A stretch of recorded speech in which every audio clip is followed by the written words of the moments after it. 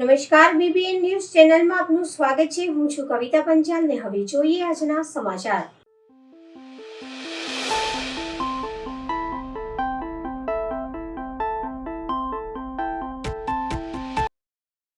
વડોદરા મહાનગર ભારતીય જનતા યુવા મોરચા દ્વારા આદરણીય મુખ્યમંત્રી શ્રી ભૂપેન્દ્રભાઈ પટેલના 63મા જન્મદિવસ નિમિત્તે વડોદરા શહેર યુવા મોરચા દ્વારા દિવ્યાંગ બાળકોને ભોજન પીરસીને ઉજવણી કરવામાં આવી હતી, જેમાં ભારતીય જનતા પાર્ટીના યુવા મોરચાના કાર્યકરો હાજર રહ્યા હતા। આદરણીય મુખ્યમંત્રી શ્રી ભૂપેન્દ્રભાઈ પટેલ સાહેબનો 63મો જન્મદિવસ જ્યારે આજે છે ત્યારે વડોદરા શહેરના ભારતીય જનતા પાર્ટી દ્વારા અલગ અલગ સેવાકીય પ્રવૃત્તિ કરવામાં આવી રહી છે। એમાં ભારતીય જનતા યુવા મોરચા દ્વારા આજે સ્પેશિયલી એબલ્ડ ચાઇલ્ડ જે અહીંયા 80થી વધારે બાળકો છે જેમને આસ્થા ફાઉન્ડેશન ખૂબ સારી રીતના રાખે છે અને એમની કાળજી લે છે, એમની સાથે મળીને આજે અમે અહીંયા એમને ભોજન પીરસવાનું, એમને અમારા તરફથી ભોજન અને કેક કટ કરીને આજે ઉજવણી કરવામાં આવી છે।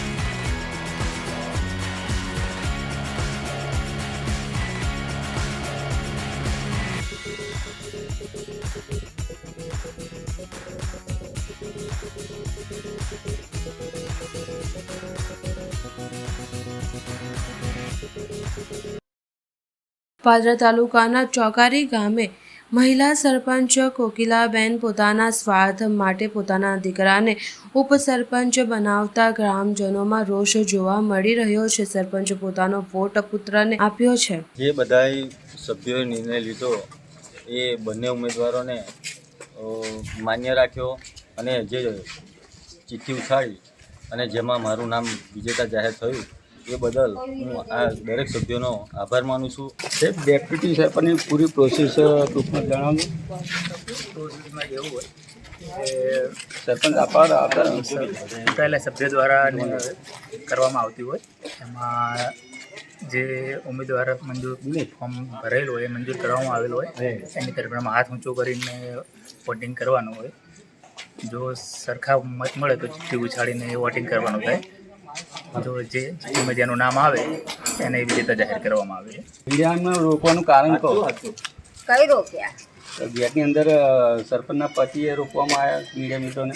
મીડિયા પણ મેં જરૂર નથી કોઈ ઝઘડો નતો કે ધમાલ નથી થવાની, પછી મીડિયાવાળાને કઈ દઉં। મીડિયા મિત્રોને રોકવાનું કોઈ કારણ અમારું નહોતું। અમે જે ડિસિઝન ઉપરથી લીધું એ બે ઉમેદવાર સાથે મળીને લીધું છે અને મીડિયા મિત્રોને ગામના હોવાથી દરેક સભ્યોએ કીધું કે ગામના હોવાથી અંદર એન્ટ્રી આપતા ના। બીજું કોઈ અમારે કોઈ વિરોધ મીડિયાવાળા સાથે છે નહીં। પણ એક મિનિટ, ગામના મીડિયા મિત્રો હતો, તમને કોઈ એમને ક્રોસ કરી હતી અંદર? બંને ઉમેદવારોએ અમે ડિસિઝન લીધું છે કે મીડિયા મિત્રોને અમારે અંદર આપવા દેવા નથી। બસ આજની ઉપસરપંચની ચૂંટણી શાંતિથી બધે પતી, કોઈ પણ વાદ વિવાદ વગર શું શાંતિથી પતી। સરખા મત મળતા ચિઠ્ઠી ઉછાળી નિર્ણય લેવામાં આવ્યો તો પ્રમુખ અધિકારીએ ચિઠ્ઠી આમાંથી એક બેનને પસંદ કર્યા, ચંદ્રિકાબેન કટારિયાને ઊભા કર્યા અને કોઈ પણ એક ચિઠ્ઠી ઉપાડવાનું કીધું, એને ઉપાડી અને પછી અક્ષયભાઈનું નામ જાહેર એમ ચિઠ્ઠીમાં લખેલું હતું, જાહેર કર્યું સરપંચ અક્ષયભાઈનું જાહેર તલાટી કમ મંત્રી ચોકારી। માંજલપુર વિસ્તારમાં પ્રાઇમરી હેલ્થ સેન્ટર ખાતે ડ્રેનેજની યોગ્ય રીતે કામ ન કરતા 108 જનસેવાના પ્રમુખે તંત્ર પર આકરા પ્રહારો કર્યા. પાલિકા દ્વારા કોન્ટ્રાક્ટરને ખોદકામ માટે કામ તો આપી દેવામાં આવે છે, પરંતુ કોન્ટ્રાક્ટ દ્વારા યોગ્ય રીતે પુરાણ ન કરતા હોય અને ભૂવા પડવાના બનાવો બનતા હોય. પાલિકાના અધિકારીઓ દ્વારા કામ અંગે નિરીક્ષણ કરવામાં આવ્યું નહીં, જેથી કોન્ટ્રાક્ટરો પોતાની મનમાની કરીને કામ કરતા નહીં તેવો જ એક કિસ્સો સામે આવ્યો છે.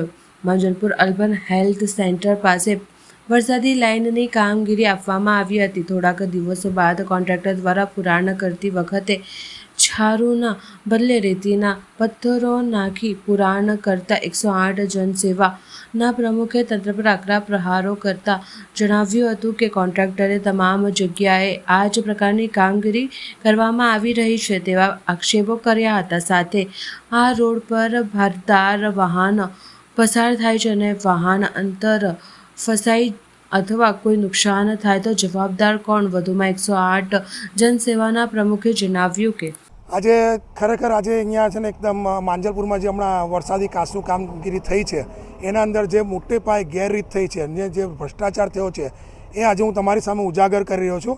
આજે આની બાબતે મને જાણકારી કોઈ જાગૃત નાગરિકે નથી આપી. દર વખતે મને કોઈ જાગૃત નાગરિક મને જણાવતું હતું કે આ પ્રોબ્લેમ છે, આ પ્રોબ્લેમ છે, પણ આજે એક જાગૃત અધિકારીએ મને જણાવવામાં આવેલું કે વિજયભાઈ આ બહુ મોટો ભ્રષ્ટાચાર થઈ રહ્યો છે, આ બહુ મોટી ગેરરીત થઈ રહી છે અને આની અંદર લોકોની જાનમાલને નુકસાન થઈ શકે એવી હાલત છે, તો આની માટે તમે કંઈક કરો.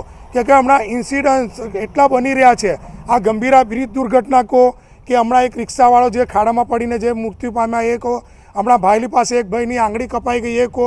આજે આ જે દરેક વસ્તુ થઈ છે એ કોઈને કોઈ પ્રજાને જ થઈ છે, કોઈ નેતાને કે કોઈ અધિકારીને નથી થયું. તો આજે જે પણ નુકસાન થઈ રહ્યું છે પ્રજાનું થઈ રહ્યું છે. આજે જે આ વસ્તુ છે એને રેતીનો ખરાબો કહેવામાં આવે છે. આ રેતીનો ખરાબો કોઈ જગ્યા વાપરવામાં નહીં આવતો. જ્યારે રેતીને ચાળવામાં આવે એમાંથી જે ખરાબો નીકળે એ ખરાબો ખરેખર ફેંકી દેવામાં આવે છે. એને કોઈ ઘરના પુરાણમાં કે કોઈ ઘરના આંગણામાં પણ નથી રાખતું. એને ફેંકવા માટે પણ લોકોને જગ્યા શોધવી પડે છે. જે જગ્યા પર નાખવા જાય એ જગ્યાના લોકો પણ ના પડે, ભાઈ અહીંયા ના નાખતા કે આનાથી અમને કંઈક નુકસાન થશે. એના પર તમે પગ મૂકો ને તોય લપસીને પડી જાઓ, એના પરથી ગાડીનું ટાયર જાય ને તો ગાડીનું ટાયરને પણ નુકસાન થાય. તો એવી વસ્તુને આ લોકોએ આજે પુરાણ તરીકે ઉપયોગ કર્યો છે. માંજલપુરમાં દરેક જગ્યાએ જે હમણાં વરસાદી કાચનું કામ થયું, જે તુલસીધામથી લઈને છેક દરબાર ચોકડી સુધી પહોંચ્યા છે, ત્યાં ટોટલી એ લોકોએ આ રેતીનો ખરાબો અંદર નાખેલો છે અને એની ઉપર જીએસબી નાખવામાં આવ્યું છે કે જેથી કરીને કોઈનું ધ્યાન ના દોરાય ને કોઈને ખબર ના પડે. પણ ના જાણતા જાણી લો, આ રેતીનો ખરાબો કોઈ દિવસ નથી સિમેન્ટ જોડે ચોંટતો, નથી માટી જોડે ચોંટતો, નથી જીએસબી જોડે ચોંટતો. આ એક અપવાદ કહેવાય. આ અપવાદને એ લોકોએ જે અંદર નાખ્યું છે, તો આજે તમને શું લાગે છે હમણાં 1 કે 2 વરસાદ પડશે તો આનું ધોવાણ નહીં થાય? ઉપર જે પણ નાખ્યું હશે એ વસ્તુનું ધોવાણ થઈને અંદર પ્રસરી જશે અને આ મસ્ત મોટા ભૂવામાં પરિવર્તિત થશે અને મસ્ત મોટો ભૂવો પડશે, એની અંદર કોઈની જાનમાલને નુકસાન થશે. આજે કોઈ રાહગીર પડી ગયો, કોઈને વાગ્યું, કોઈનું મૃત્યુ થયું, તો એની શું જોગવાઈ છે? તમે કોઈ કોન્ટ્રાક્ટર પાસેની જોગવાઈ કરી છે કે તારા કામથી જો અમને નુકસાન થયું કે પબ્લિકની જાનમાલને નુકસાન થયું તો એને કેટલા રૂપિયામાં આપવા આવશે? આજે જ્યારે પ્લેન ક્રેશ દુર્ઘટનામાં માનનીય સીએમ રૂપાણીનું નિધન થયું તો એ પ્લેનના દરેક વ્યક્તિને 1-1 કરોડ રૂપિયામાં અપાયા. ગંભીરા બ્રિજ દુર્ઘટનાવાળાને 2-2 લાખ રૂપિયામાં આપવા આવ્યા. કેમ કે એ તો સામાન્ય નાગરિક છે. જ્યારે કે અહીંયા એક રિક્ષાવાળો મરી ગયો તો એને તો હજી 1 રૂપિયો ફાળવવામાં નથી આવ્યો, કે જે તંત્રની ઘોર બેદરકારી છે. આજે હું ઓપનમાં ચેલેન્જ વડોદરાના દરેક ભાજપના કોર્પોરેટરને, ધારાસભ્યોને ઓપન ચેલેન્જ આપું છું કે અહીંયા આવો અને આ ખાડા ખોદાઓ પાછા, એના અંદર ચેક કરો. જો આ મટીરિયલ ના નીકળે અંદરથી તો મારું રાજકારણ છોડી દેવાનું. બાકી તમે આ તેમના પોતપોતાના પદ ઉપરથી દરેક જણ રાજીનામું આપે.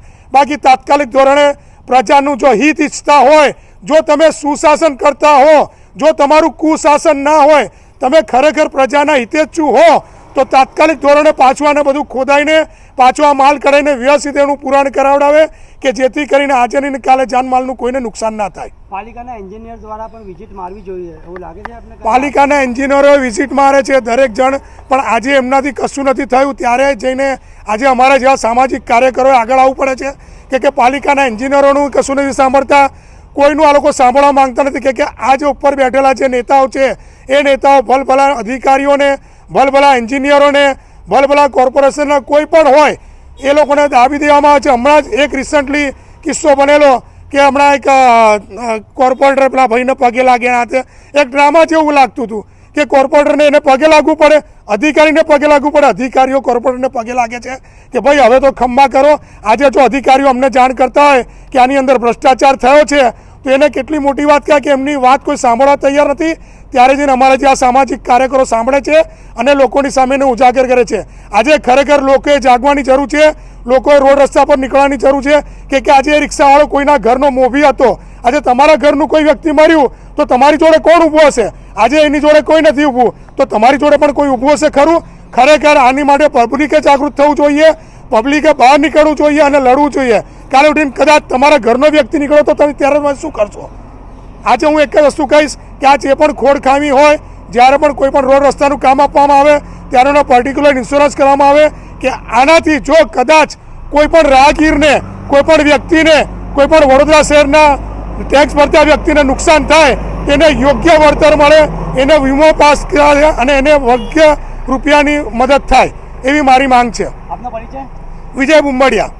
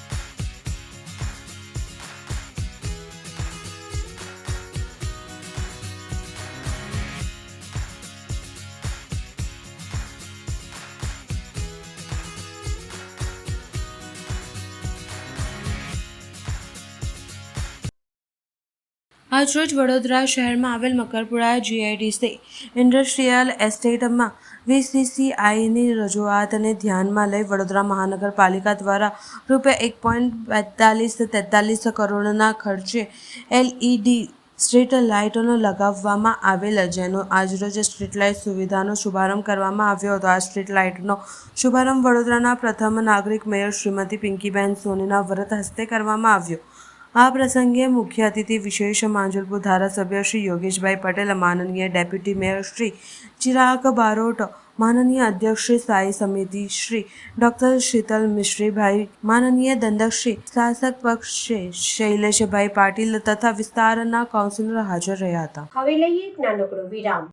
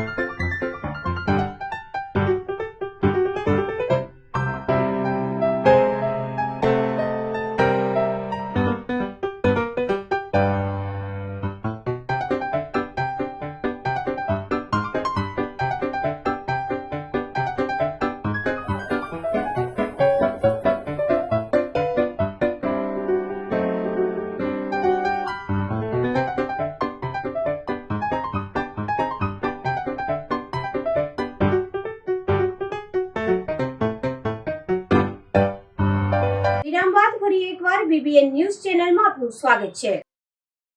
કરજિયા ગ્રામ પંચાયત સૌથી નાની ઉંમરના સરપંચ શીતલબેન માળી ચાર્જ સંભાળી અને ડેપ્યુટી સરપંચ તરીકે ઉદયભાઈ પટેલ બિન હરીફ ચૂંટાયા. કરજિયા પંચાયતના તમામ 12 સભ્યો બિન હરીફ ચૂંટાયા. શીતલબેન માળી 22 વર્ષે નાની ઉંમરે કરજિયા સરપંચ બન્યા. પંચાયતના 12 સભ્યોમાંથી 11 સભ્યો સાથે તેઓની 1168 કરતાં વધારે મતોથી સરપંચની જીત થઈ હતી. છેલ્લા 1.5 થી 2 વર્ષ પંચાયતનું કામભાર વહીવટદાર ચલાવતા હતા. આખરે ગ્રામ પંચાયતની ચૂંટણી થઈ અને સરપંચ શ્રીના હાથમાં ગ્રામ પંચાયતનો વહીવટ આવ્યો. 1.5 વર્ષના પેન્ડિંગ કામો સરપંચશ્રીને એક ખાતરી આપી અને તેઓને પ્રથમ તબક્કે પૂર્ણ કરશે. પ્રથમ વખત કરજિયા ગ્રામ પંચાયત આખી બોડી સાથે બેઠીને અને ડેપ્યુટી સરપંચ તરીકે ઉદયભાઈ પટેલનો બિનહરીફ ચૂંટાયા. રસ્તા પાણીની સમસ્યા મોટી છે. પાણીની સમસ્યા અમે પૂર્ણ કરીશું કામ. રસ્તા બી અમે બનાવીશું અને ગટરો બી જે ઉભરાય છે એ ગટરો બી અમે સાફ સફાઈ કરાવીશું. સૌ પ્રથમ તમારી પ્રાથમિકતા શું રહેશે? સરપંચ બન્યા પછી કેવા કામો કરશો? પાણી સફાઈ છે ગામની જે અને ગટરોના કામો એ બધી પ્રાથમિકતા કરશું. આપનું શુભ નામ? માળી શીતલબેન. 22 વર્ષના શીતલબેન રૈજીભાઈ માળીએ કરજિયા પંચાયતનો ચાર્જ લઈ લીધો છે. ઉપસરપંચ તરીકે મારી પોતાની ઉદયકુમાર ઇન્દુભાઈ પટેલની પંચાયતના સભ્યોએ બિનહરીફ નિમણૂક કરી છે. હવે આગળ ગામના તમામ યુવાઓ અને જે વડીલો જે ગામનું હિત ઈચ્છે છે એ તમામને સાથે રાખીને જે ગામના પડતર પ્રશ્નો છે, ડ્રેનેજના, પાણીના, સફાઈના અને બીજા ઘણા જે પડી રહેલા કામ છે જે આગળ વધ્યા નથી એ કામોને આગળ લઈ જઈશું. એ જ અમારો મુખ્ય ઉદ્દેશ રહેશે. ગામના પંચાયતના તમામ સભ્યો અને ગ્રામજનોને સાથે રાખીને હવે આગળ વિકાસના કાર્યો કરવાના છે. અમને ખુશી થાય કે નાની ઉંમરના સરપંચ અને ડેપ્યુટી સરપંચ ઉદયભાઈ ચૂંટાયા છે. આ ગામના પ્રથમ નાગરિક છે, સરપંચ તરીકે ચૂંટાયા છે. એટલે અમને બહુ ખુશી છે અને અમારા બાકી પડી રહેલા જે આ સફાઈના છે, પાણીના છે, એ બધા જે કામો છે એ પૂર્ણ કરશે. અમને આશા છે કે સરપંચને ડેપ્યુટીના સભ્યો સાથે મળીને ગામજનો સાથે મળી અને પૂર્ણ કરશે અમારા અટકી ગયેલા કામો.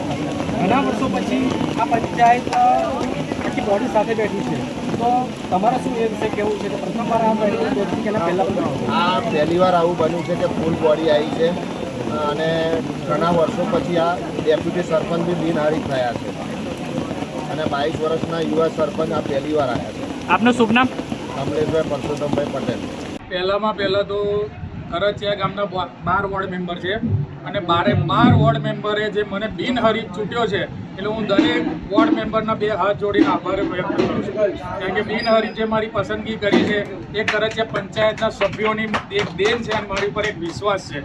હવે મુખ્ય જે કામ છે એ પાણીનું, ગટરનું અને સફાઈના અને અટકી પડેલા જે વિકાસના કાર્યો છે એ ગામના લોકોને, વોર્ડ મેમ્બરોને સાથે રાખીને આગળ લઈ જઈશું. આપનું શુભ નામ? ઉદયકુમાર ઇન્દુભાઈ પટેલ.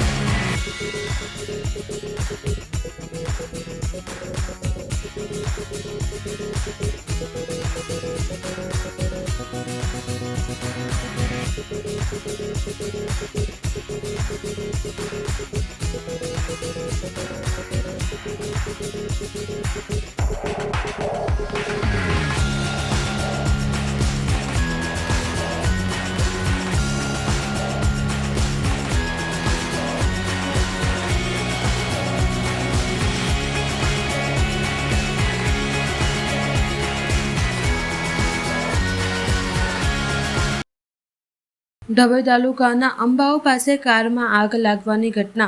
કોઈ કારણસર હુન્ડાઈ વેરના પેટ્રોલ કારમાં લાગી આગ. સમય સૂચકતાની ચાલક ઉતરી જતા આબાદ બચાવ. માત્ર કાર માલિક જ હતો. ગાડીમાં સવાર. આગ લાગવા જોતા કાર ભડતું થઈ ગઈ છે. ડભોઈ ફાયર ફાઇટરની ટીમે આગ પર કાબૂ મેળવ્યો. ડભોઈ પોલીસ પણ પહોંચી ઘટના સ્થળે. કાર માલિક દેવેશ ત્રિવેદી ડભોઈ તાલુકાના તીર્થ ક્ષેત્રે ચાણોદનો રહેવાસી હતો. ભાજપ તેરી તાનાશાહી નહીં ચલેગી, નહીં ચલેગી. ભાજપ તેરી તાનાશાહી નહીં ચલેગી, નહીં ચલેગી. ભાજપ ભરૂચ જિલ્લાના યુથ કોંગ્રેસ દ્વારા ભરૂચ જિલ્લામાં આવેલ રસ્તા રિપેરિંગ કરવા અને જર્જરિત બ્રિજનું સમારકામ વહેલી તકે પૂરું કરવા માર્ગ, મકાન કચેરી અને કલેક્ટર કચેરીમાં રજૂઆત કરી. ભરૂચમાં લાવ્યા રોડ નહીં તો ટોલના સૂત્ર. ખડખડ રસ્તાઓ સામે યુવા કોંગ્રેસનો આક્રોશ રેલી યોજી. કોંગ્રેસ દ્વારા વહીવટતંત્રને 7 દિવસ ડેડલાઇન આપી. કામગીરી નહીં થાય તો ઉગ્ર આંદોલન કરવાની ચીમકી ઉચ્ચારી હતી. સૌથી વધારે ભ્રષ્ટ વિભાગ છે. અગાઉ પણ મેં કીધું 40% કરપ્શન આ વિભાગની અંદર થાય છે અને એનો નમૂનો વાલિયાથી અંકલેશ્વર નેત્રંગને જોડતો માર્ગ છે. 57 કરોડના ખર્ચે આ માર્ગ બન્યો. હજી તો કામ પૂરું નથી થયું, તે પહેલા એ માર્ગ ખોદાઈ ગયેલો છે. આ તંત્રને વારંવાર સેક્રેટરી સુધી વાત કરી અને તપાસના આદેશો આપવા છતાં પણ આજે 1 મહિના પછી પણ અમે ઉઘરાણી માટે આવ્યા છે, એની તપાસ થઈ નથી. આવતા સોમવારની મુદત આપી છે. આવતા સોમવારે જો કોઈ કાર્યવાહી કરવામાં નહીં આવે ભ્રષ્ટ અધિકારીઓની સામે, ભ્રષ્ટ કોન્ટ્રાક્ટરોની સામે, તો ધરણાનો કાર્યક્રમ અમે આ જગ્યા ઉપર જ ગોઠવીશું અને આ ઓફિસનો ઘેરાવો કરીશું. સાથે સાથે જેટલા પણ બ્રિજો અત્યારે ગંભીરા ઘટના પછી તૂટે એવી શક્યતાઓ છે, એ બ્રિજો બંધ કરી દીધા છે, પણ એની ટાઈમ લાઈન કોઈ નક્કી નથી કરી કે કેટલા સમયમાં એ બ્રિજો ફરી શરૂ થશે. ત્યારે અકસ્માત થાય અને મૃત્યુ થાય એની સદંતર જવાબદારી આ વિભાગના લોકોની રહેશે અને એને માનવવધનો ગુનો દાખલ કરવો પડશે.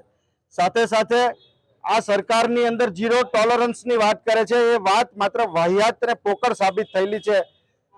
કેમેરાની સામે બોલતા પણ અધિકારીઓ ખચકાય છે, એ આપણે અત્યારે જોયું છે અને એના કારણે ભ્રષ્ટાચારને માજા મૂકી છે અને ભ્રષ્ટાચારને સરકાર જ પોતે પ્રોત્સાહન આપી રહી છે, એમ કહીએ તો પણ ખોટું નથી. આજે મનરેગાનું કૌભાંડ પણ આ જિલ્લાની અંદર ખૂબ મોટા પાયે છે અને અહીંયાથી કલેક્ટરશ્રીને મળી અને DRDA ડાયરેક્ટરને પણ અમે મનરેગાના કૌભાંડ બાબતે પણ જે ભીનું સંકેલાયેલું છે અને નવી જે ફરિયાદો દાખલ કરવાની છે એના માટે અત્યારે જવાના છે.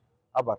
અને મકાન વિભાગની કચેરીએ વારંવાર રજૂઆતો કરીએ છીએ. છેલ્લા 2 થી 3 મહિનાથી નેત્રંગથી વાલિયા અંકલેશ્વર હોય, વિલાયતથી દેરોલનો રસ્તો હોય, જંબુસર આમોદનો હોય કે ભરૂચ જિલ્લાના ઘણા બધા એવા રસ્તાઓ છે જેની ઉપર આ લોકોએ ખૂબ મોટા પ્રમાણમાં લાખો ને કરોડો રૂપિયાનો ભ્રષ્ટાચાર કરેલો છે.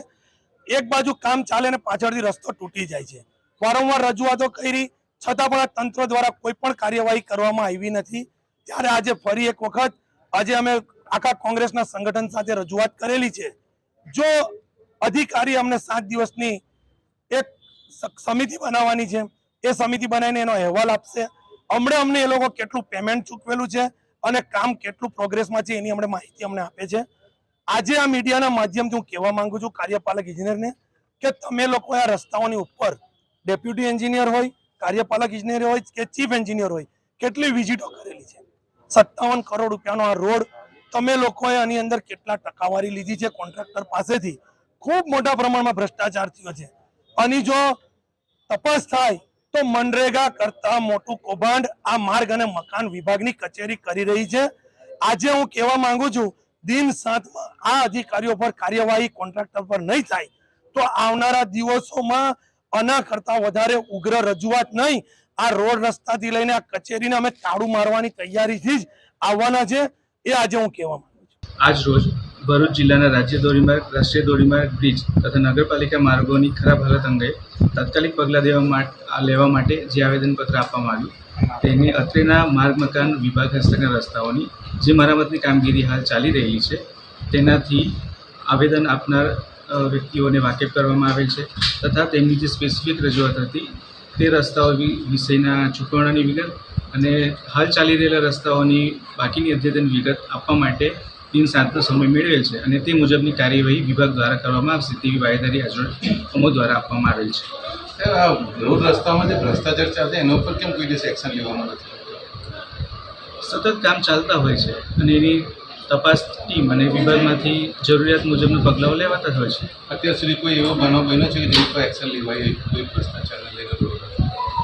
એની વિગતો આપને મેળવીને કહેવી પડે. મળીશું આ સમયે આ ચેનલ પર. ત્યાં સુધી સમગ્ર BBN ન્યૂઝ ચેનલની ટીમને રજા આપશો. નમસ્કાર.